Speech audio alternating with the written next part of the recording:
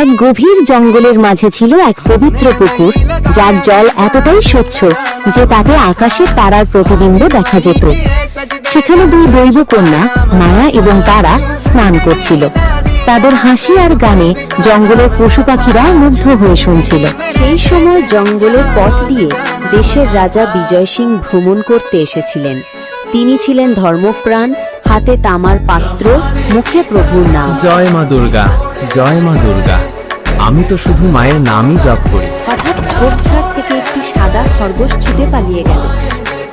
তার শব্দে দৈবকন্যারা চমকে উঠে পিছনে তাকাল। তারা, মনে হচ্ছে কেউ আমাদের পবিত্র স্নানের সময় লুকিয়ে দেখছে। তারা পুকুর থেকে বেরিয়ে ঝোপের দিকে এগিয়ে গেল। তখন তারা দেখে রাজা বিজয় সিং তাদের দিকে আসছেন, হাতে তামার পাত্র। জয় মা দুর্গা, জয় মা দুর্গা।